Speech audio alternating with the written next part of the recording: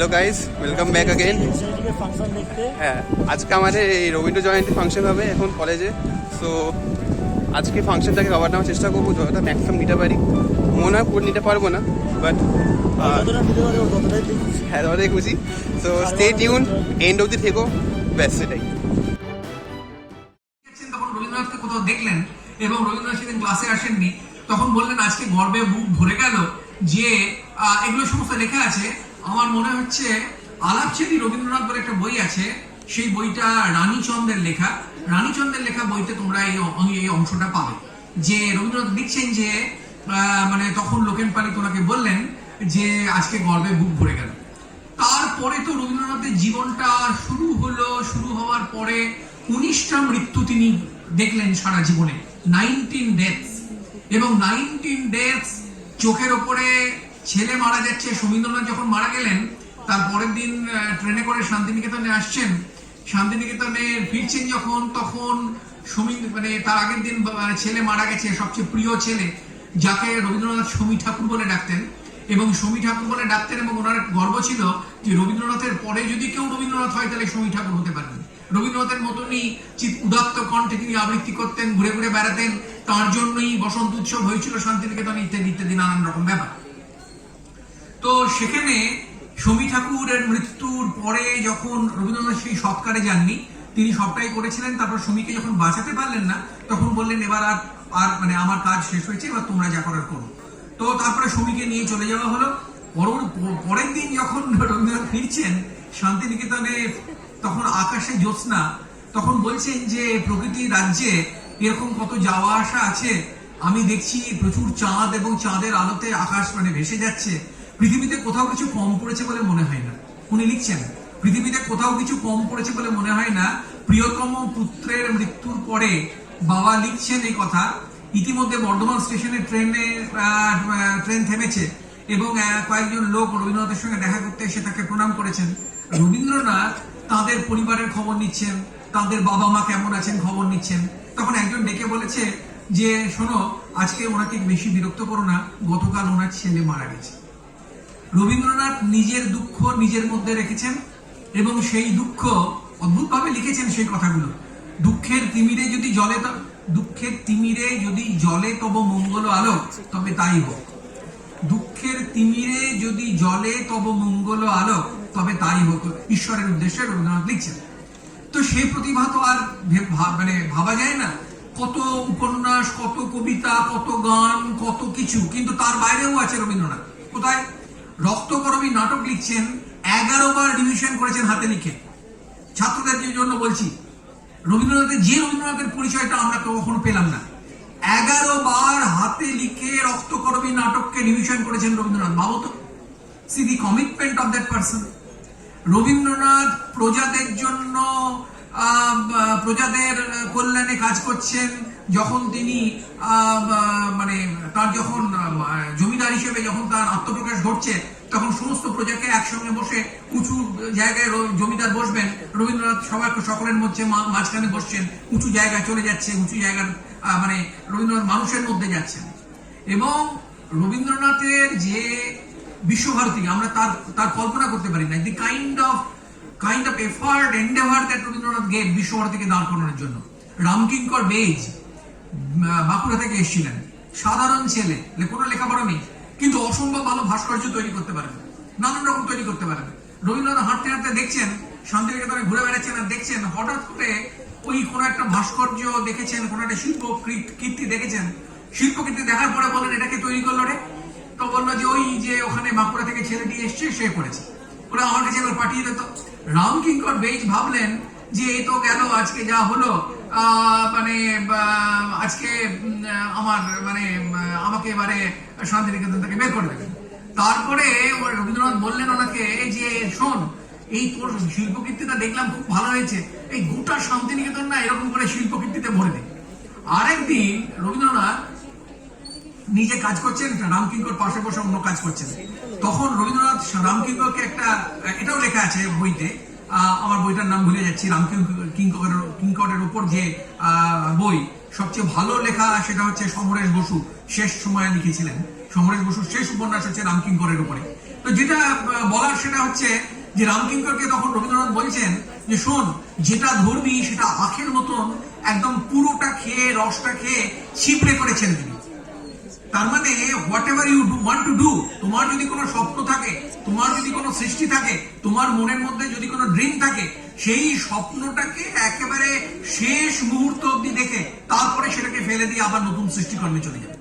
এই রবীন্দ্রনাথকে আমরা কিন্তু ঠিক একটা খুঁজে পাই না। রবীন্দ্রনাথ মানে গান, রবীন্দ্রনাথ মানে কিছু কবিতা হয়ে গেল, রবীন্দ্রনাথ মানে এরকম ছেলে খেলা। রবীন্দ্রনাথ সারাটা জীবন যে কি অসামান্য পরিশ্রম করে গেলেন, শেষ সময়ে প্রচন্ড শরীর খারাপ, দুপুরবেলা কি করতেন জানো? দুপুরবেলা খাওয়া দাওয়ার পরে উনি ডিকশনারি নিয়ে বসতেন, বাংলা এবং ইংরেজি নতুন নতুন শব্দ শিখতেন এবং সেগুলো করতেন। তো তিনি অসুস্থ, তার কাছ থেকে ডিকশনারি নিয়ে কেড়ে নেওয়া হচ্ছে, আপনি একটু ঘুমোন। তখন বলছেন যে আরে তোরা আমাকে ঘুমোতে বলছিস, সেই ঘুমোনো আমি ঘুমোবো তাহলে আমার সময় নষ্ট হয়ে যাবে। তাহলে শেষ সময়ে শেষ বয়সে যে মানুষটা 51 বা 53 বছর বয়সে 1961 আর 1913 মানে 52-3, যে মানুষটা 52 বছর বয়সে নোবেল প্রাইজ পাওয়ার পরে আমাদের কেমন হয় বাঙালিদের, একটা চাকরি পেয়েছি যথেষ্ট হয়েছে বাবা, কেমন এইবার একটা তোমাদের মতন আমাদের মতন অল্প বয়সে যদি যেরকম ছিল, এবার একটা বিয়েটা করবো, সংসার করবো, করে ব্যাস আমার জীবন শেষ। রবীন্দ্রনাথের শেষ হচ্ছিল। রবীন্দ্রনাথ শেষ সময় অব্দি দেখো 52 বছরের 53 বছর বয়সে যে লোকটা নোবেল প্রাইজ পেলেন, সেই মানুষটি কিন্তু সারাটা জীবন তিনি তার সৃষ্টিকর্মে নিরত থাকলেন। এবং এরকম প্রতিভা ভারতবর্ষে কেন সারা পৃথিবীতে জন্মেছে কিনা এটা কিন্তু ডিবেটের বিষয়। রবীন্দ্রনাথ এরকম একটা মানুষ ছিল। তো যাই হোক, এই রবীন্দ্রনাথকে আমরা তো চিনিনি। আমরা কবি রবীন্দ্রনাথকে চিনেছি, আমরা নাট্যকার রবীন্দ্রনাথকে চিনেছি, আমরা গায়ক রবীন্দ্রনাথকে চিনেছি। রবীন্দ্রনাথ নিজের যে চিঠিগুলো লিখেছেন, শান্তিনিকেতনের জন্য ভিক্ষে করেছেন, শান্তিনিকেতনের জন্য লিখছেন কথাগুলো যে সেজে সন্ধ্যেবেলা নৃত্যনাট্য করেছি বিশ্বভারতীর মাস্টারমশাইদের যাতে করে মাইনে দিতে পারে, আমাকে ভিক্ষে করতে হয়েছে। এই রবীন্দ্রনাথকে কিন্তু আমরা চিনি। তা না হলে আজকে বিশ্বভারতীর যে অবস্থা সেটা হতো না। আমরা আমাদের বাঙালিদের সবচেয়ে দুঃখের বিষয় হচ্ছে আমরা আমাদের মাটিটাকে ভালোবাসি না বলে রবীন্দ্রনাথ তার উল্টো ছিলেন। কেমন, যদিও শেষ বয়সে তার একটা আক্ষেপ ছিল, সেটা আর বলবো না। আর একটা কথা বলে শেষ করে দেবো, সেটা হচ্ছে কবি প্রণামের সঙ্গে সঙ্গেই সত্যজিৎ রায়ের তোমরা করছো, সত্যজিৎ রায়ের কীর্তি, সেটা নিয়েও আলোচনা হচ্ছে। সত্যজিৎ রায় একটা অদ্ভুত মানুষ, সেই ক্রিয়েটিভ। শান্তিনিকেতনে গেছিলেন, শান্তিনিকেতনে লেখাপড়া করেছিলেন। এবং উপেন্দ্র কিশোর, ভালো না লাগলে আমি 2 মিনিটে বন্ধ করে দিচ্ছি, উপেন্দ্র কিশোর, সুকুমার রায়, সত্যজিৎ রায়, সন্দীপ রায়, ধারাবাহিকভাবে 4টে জেনারেশন যদি দেখো, ভালো করে চিন্তা করবে, উপেন্দ্র কিশোর রায়চৌধুরী, সুকুমার রায়, সত্যজিৎ রায় এবং সন্দীপ রায়। তুমি খুব কম ফ্যামিলিতে দেখতে পাবে, পরিবারে দেখতে পাবে যে ধারাবাহিকভাবে 3টে জেনারেশন খুব ভালো করেছে। 4th জেনারেশনে গোলমাল হয়েছে। আমি নিজে এটা স্টাডি করেছি এবং দেখেছি। স্যার আশুতোষ মুখার্জি, তার বাবা গঙ্গা প্রসাদ ছিলেন ডাক্তার, স্যার আশুতোষ কীর্তির অন্যতম জায়গায় গেলেন।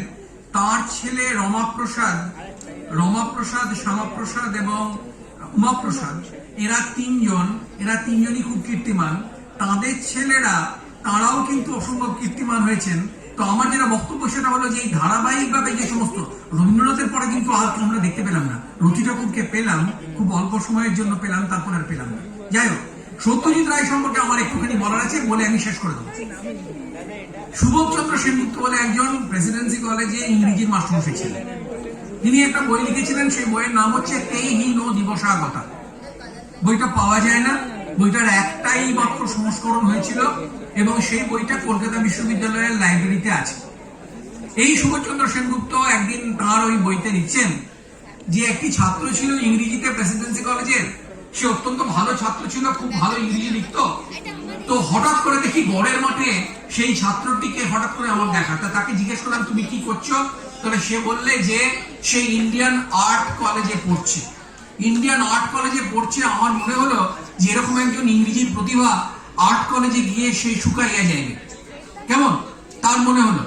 পরবর্তীকালে ওই লেখার নিচে একটা ফুটনোট আছে, সেই ফুটনোটে লেখা আছে, আপনারা বইগুলো পড়ে দেখবেন, সেই ফুটনোটে লেখা আছে যে পরবর্তীকালে জানিলাম যে ইনি পথের পাঁচালী সৃষ্টি করিয়া অত্যন্ত বিখ্যাত হইয়াছেন আমার সেই ছাত্র যে সর্বদাই পণ্ডিত মূর্খ শিক্ষকের থেকে বেশি পণ্ডিত, তখন তা বুঝিলাম।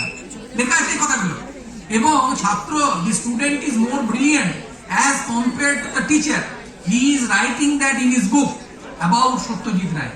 সত্যজিৎ রায় সম্পর্কে আর নতুন করে বলার নেই। বাঙালি এইরকম প্রতিভাবান মানুষদের জন্ম দিয়েছেন।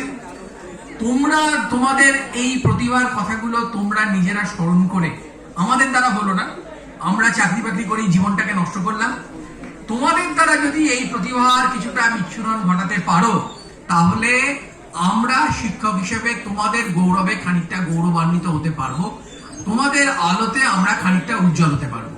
এইটা আমার তোমাদেরকে সকলকে আমার মানে বলার কথা। এইটুকু আমি তোমাদের কাছে অনুরোধ রাখবো। Every man is potentially divine, কথাটা স্বামী বিবেকানন্দ বলেছিলেন, যার নামে এই সভাগৃহ। কেমন? Every man is potentially divine and every man is born with tremendous amount of energy and creativity. We do not know, আমাদের জানা নেই কোন মানুষ কতটা ক্রিয়েটিভিটি নিয়ে এখানে বসে আছে এবং সেটার বিচ্ছুরণ ঘটাতে পারবে কিনা। প্রতিভাকে কিন্তু চালনা করতে হয়। রবীন্দ্রনাথের মতন মানুষ প্রতিভাটাকে চালনা করেছিলেন ঠিক করে, তাহলে প্রতিভা জ্বলে পুড়ে যায়। প্রতিভার একটা অসম্ভব প্রবলেম আছে। প্রতিভা যখন জিনিয়াস কিন্তু জ্বলে পুড়ে যায়, একদম মানে নষ্ট হয়ে গেল, এরকম হয়। প্রতিভাবান মানুষ, অসম্ভব প্রতিভাবান ফুটবলার, একদম নষ্ট হয়ে গেছে। এরকম প্রতিভাবান ক্রিকেটার বিনোদ কাম্বলি, সচিন তেন্ডুলকার। বিনোদ কাম্বলি ওয়াজ ইকুয়ালি ট্যালেন্টেড, কিন্তু সচিন তেন্ডুলকার বিকেম, এই কদিন আগে কপিল দেব বলেছেন যে ওই যে পরিশ্রমটা করতে এবং ওই যে নিজেকে, আমি মাঝে মাঝে ভাবি যে তুমি যদি ছাদের ওপরে, আমি স্যালুট জানাই, তোমরা করছো, তোমাদের এই সৃষ্টিশীলতা অত্যন্ত আনন্দের। তোমরা আরো অনেক বড় হও, জীবনে এগো, জীবনকে এক্সপ্লোর করো। আমরা যেটা করতে পারিনি তোমরা সেটা ছোঁও। The sky is the limit for you, all of you. আমি কোনো ছাত্রকে খারাপ ভালো বলে বিচার করি না। Every man is potentially divine. তোমরা প্রত্যেকে, ছেলে মেয়ে, কাস্ট, রিলিজিয়ান নির্বিশেষে, আমার বাংলাদেশের মাটি অত্যন্ত fertile. It gives birth two very very good people, যারা অসম্ভব কৃতি হয়েছে।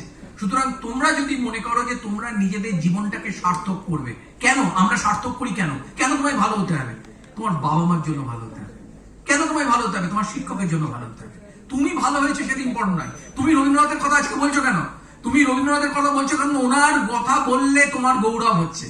আমি তোমার কথা বলবো যাতে করে আমি তোমার গৌরবে গৌরবান্বিত হতে পারি। হ্যাঁ, হেরিটেজ ওই স্টুডেন্টটা ছিল, সেই কাজটা করেছিল, অসম্ভব ভালো ছাত্র ছিল, জীবনে অনেক বড় হয়েছে। তার কথা শুনে, তাকে ডাকলে, তার সঙ্গে দেখা হলে আমাদের ভালো লাগে। That is what we want. আর কিছু চাই না জীবনে, আর কিছু চাই না। আমার তো নিজের চাওয়ার কিছুই নেই, because I have completed my career almost. কিন্তু তোমাদের এই সান্নিধ্যটা, অল্প বয়সী ছেলেমেয়ের সান্নিধ্যটা এবং তাদের সৃষ্টিশীলতাটা, এটা আমাদের একটু ভালো লাগে। একটাই কারণে ভালো লাগে, যে তোমাদের মধ্যে এতখানি প্রতিভা আছে।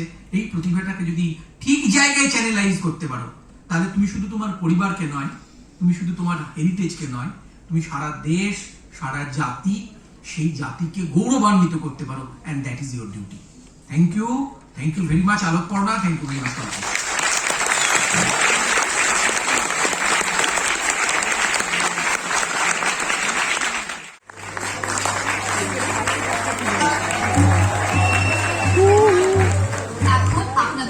পরিবেশনা করতে চলেছে রেসিডেন্স ক্লাব।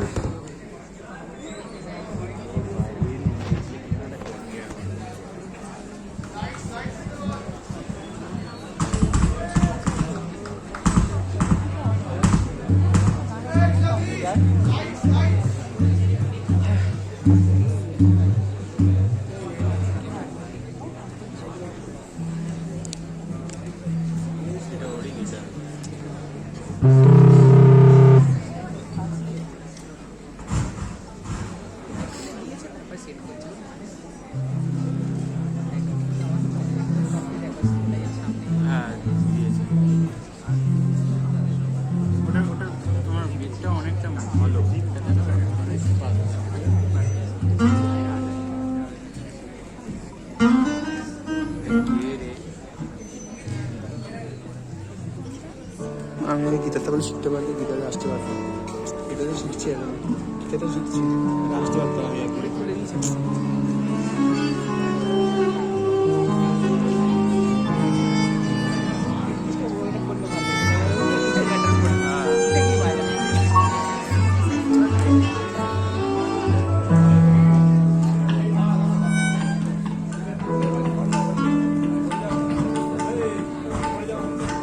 ভায়োলিনের বেসটা একটু দিতে পারো?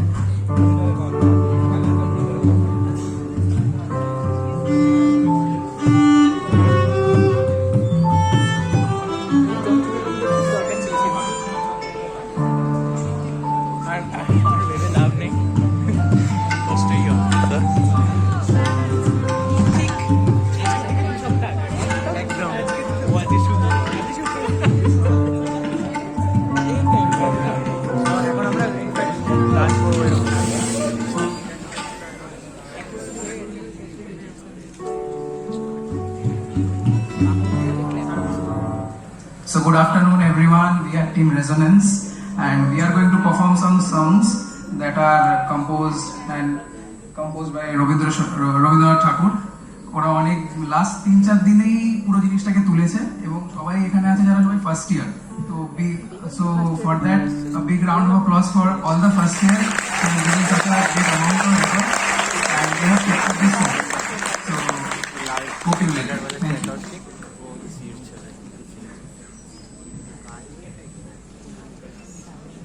Lights off.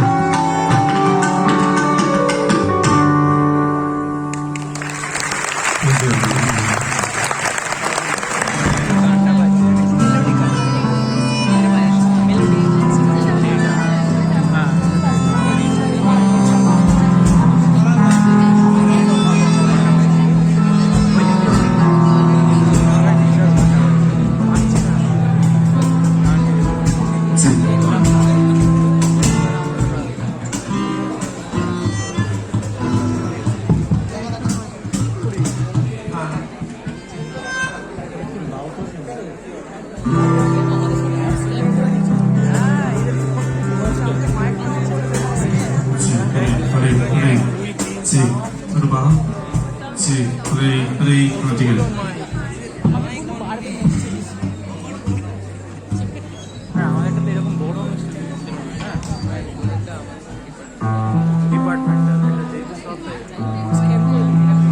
নমস্কার, রেজোনেন্স পরিবারের তরফ থেকে রবীন্দ্রনাথ ঠাকুরের 161তম জন্মবার্ষিকী তাকে শ্রদ্ধার্ঘ্য জানিয়ে আমাদের কিছু পরিবেশনা। আশা করি আপনাদের ভালো লাগবে।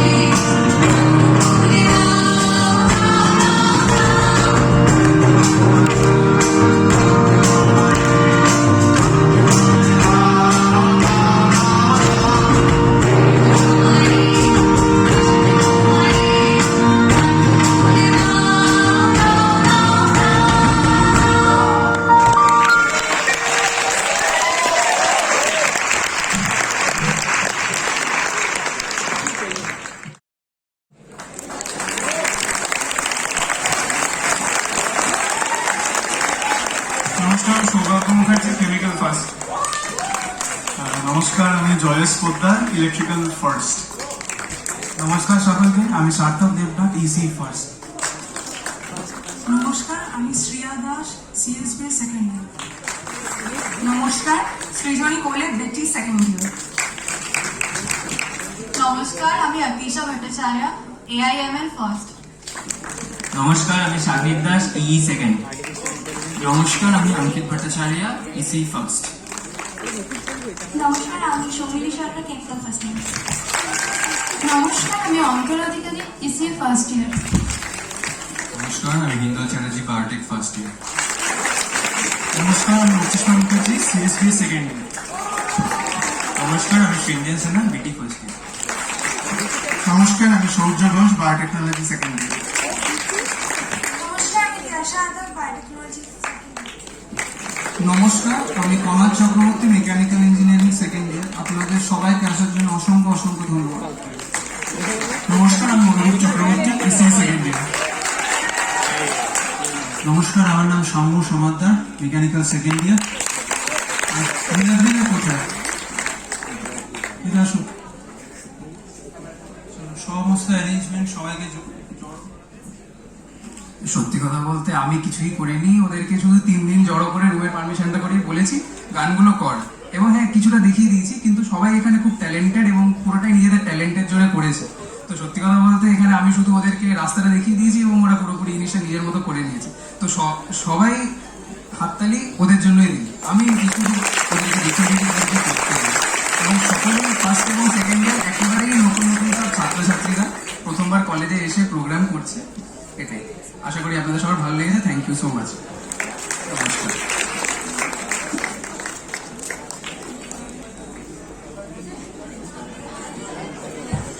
অনেক ধন্যবাদ রেজুরের সকলের শিল্পীদের এত সুন্দর একটা উপস্থাপনার মাধ্যমে এই পরিবেশ মুগ্ধ করে তোলার জন্য। গুরুমশাই ঘরে এলে পরে চৌকি পেতে দিতে বলবো ঘরে। তিনি যদি বলেন, খোকা দেরি হয়ে যাচ্ছে তো, সেলেট কোথা, বসে পড়া করো।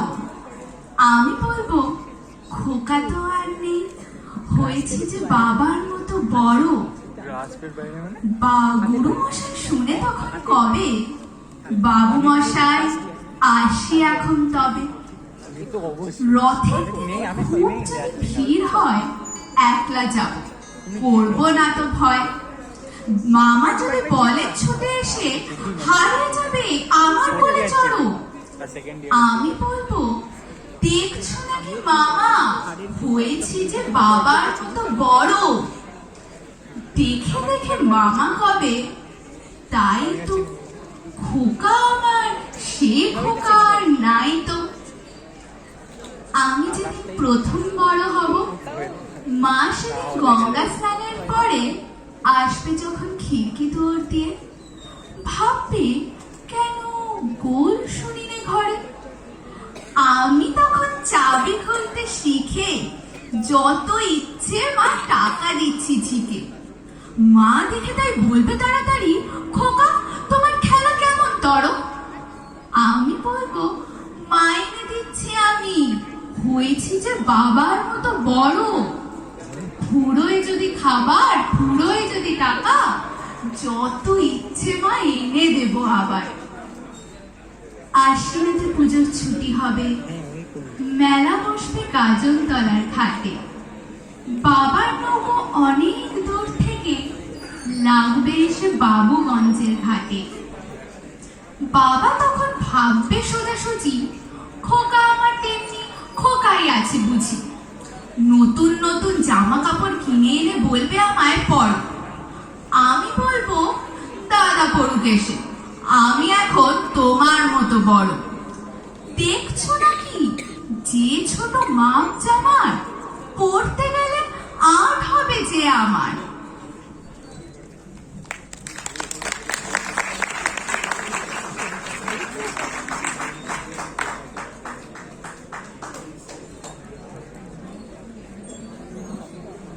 ছেলেবেলা বলতে প্রথমেই আমরা বুঝি রূপকথার গল্প।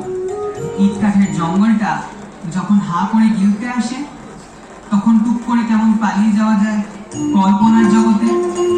সেখানে পরিদের ভিড়, রাজপুত্র রাজকন্যাদের নিষ্পাপ ভালোবাসা, রাক্ষসেরা সেখানে মানুষের মুখোশ পরে থাকে না। রানীর বেশাবাগাতে রাজারা সব অবিস্মরণীয় কাজকর্ম করে বসে। অনেক রাজ্যে যার যা খুশি যেমন খুশি করার স্বাধীনতা রয়েছে। মা চোরে দরজা দুটো একটুকু ফাঁক করে আমি যাচ্ছি রাঙা ঘোড়ার পরে, টকবগিয়ে তোমার পাশে পাশে। রাস্তা থেকে ঘোড়ার ঘুরে ঘুরে রাঙা ধুলোয় মেয়ে গড়িয়ে আসে। সন্ধে হলো, সূর্য নামে পাটে, এলেন যেন চোরা দিঘির মাঠে। ধুধু করে যেদিক পানি চাই, কোনোখানে জনমানব নাই। তুমি যেন আপন মনে তাই ভয় পেয়েছ, ভাবছ এলেন কোথাও। আমি বলছি ভয় করো না মাগো, ওই দেখা যায় মরা নদীর সোতা। চোর কাটাতে মাঠ গিয়েছে ঢেকে, মাঝখানেতে পথ গিয়েছে বেঁকে। গরু বাছুর নেই কোনোখানে, সন্ধে হতে গেছে গায়ের পানি। আমরা কোথায় যাচ্ছি কে তা জানে, অন্ধকারে দেখা যায় না ভালো। তুমি যেন বললে আমায় ডেকে, নদীর ধারে ওই যে কিসের আলো। এমন সময় হারে রে, ওই যে কারা আসতেছে ডাকছে রে। তুমি ভয় পালকিতে এক কোণে ঠাকুর দেবতা স্মরণ করছো মনে। পেয়ারাগুলো পাশের কাটা মনে পালকি ছেড়ে কাঁপছে থরো থরো। আমি যেন তোমায় বলছি ডেকে, আমি আছি, ভয় কেন মা করো। হাতে লাঠি, মাথায় ঝাঁকড়া চুল, কানে তাদের গোজা জবার ফুল। আমি বলি দাঁড়া, খবরদার, এক পা কাছে আসিস যদি আর, এই চেয়ে দেখ আমার তলোয়ার, টুকরো করে দেব তোদের সেরে। শুনে তারা লম্ফ দিয়ে উঠে চেঁচিয়ে উঠলো হারে রে রে রে। তুমি বললে যাস নে খোকা ওরে। আমি বলি দেখো না চুপ করে। ছুটে ঘোড়া গেলেন তাদের মাঝে, ঢাল তলোয়ার ঝনঝনিয়ে বাজে। কি ভয়ানক লড়াই হলো মা, যে শুনে তোমার গায়ে দেবে কাঁটা। কত লোক যে পালিয়ে গেল ভয়ে, কত লোকের মাথা পড়লো কাটা। এত লোকের সঙ্গে লড়াই করে ভাবছো খোকা গেলই বুঝি মরে। আমি তখন রক্ত মেখে ঘেমে বলছি এসে, লড়াই গেছে থেমে। তুমি শুনে পালকি থেকে নেমে চুমো খেয়ে নিচ্ছ আমায় কোলে। বলছো ভাগ্যে খোকা সঙ্গে ছিল, কি দুর্দশায় শত রূপে শতবার। জনমে জনমে যুগে যুগে অনবার, চিরকাল ধরে মুগ্ধ হৃদয়ে গাঁথি আছে গীতহার। কত রূপ ধরে পড়েছ গলায়, নিয়েছ যে উপহার। জনমে জনমে যুগে যুগে অনবার। যতই শুনি সে অতীত কাহিনী, প্রাচীন প্রেমের ব্যথা, অতি পুরাতন বিরহ মিলন কথা। অসীম অতীতে চাহিতে চাহিতে দেখা দেয় অবশেষে, কালের তিমির রজনী ভেদিয়া তোমারই মূরতি এসে। চিরস্মৃতিময় ধ্রুব তারকার বেশে আমরা দুজন ভাসিয়া এসেছি যুগল প্রেমের স্রোতে, অনাদিকালের হৃদয় উৎস হতে। আমরা দুজন করিয়াছি খেলা কোটি প্রেমিকের মাঝে, বিরহ বিধুর নয়ন সলিলে মিলন বধুর লাজে। পুরাতন প্রেম নিত্য নূতন সাজে, আজি সেই চিরদিবসের প্রেম অবসান লভিয়াছে। রাশি রাশি হয়ে তোমার পায়ের কাছে, নিখিলের সুখ নিখিলের দুঃখ, নিখিল প্রাণের প্রীতি। এই প্রেমের মাঝে সকল প্রেমের স্মৃতি, সকল কালের সকল কবির গীতি।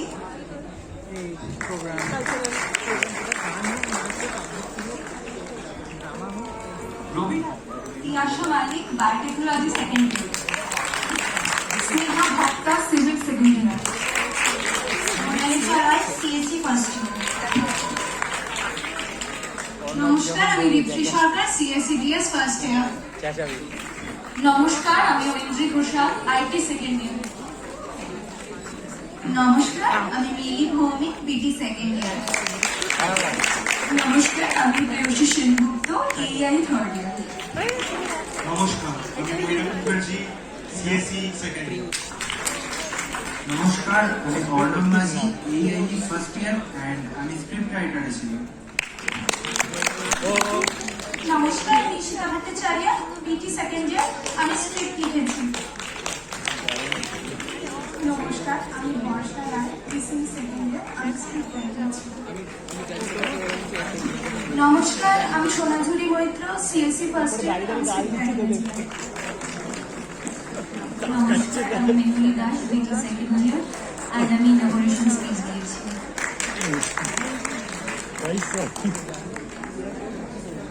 নমস্কার, আমি সম্পর্ক চট্টোপাধ্যায়, সিএসসি ফার্স্ট ইয়ার, আমি স্ক্রিপ্ট রাইটার ছিলাম। নমস্কার, আমি তথাগত ইসি থার্ড ইয়ার থেকে, আমি পরিচালনায় ছিলাম। আমি উৎস ঘোষ, সিএসসি থার্ড, আমিও পরিচালনায় ছিলাম। দুজন স্ক্রিপ্ট রাইটার, ওরা আসতে পারেনি, একজন মধ্যে সন্দীপন দাস ইসি সেকেন্ড, আর লাইটস এন্ড সাউন্ডসে আছে অরুণাভ চন্দ।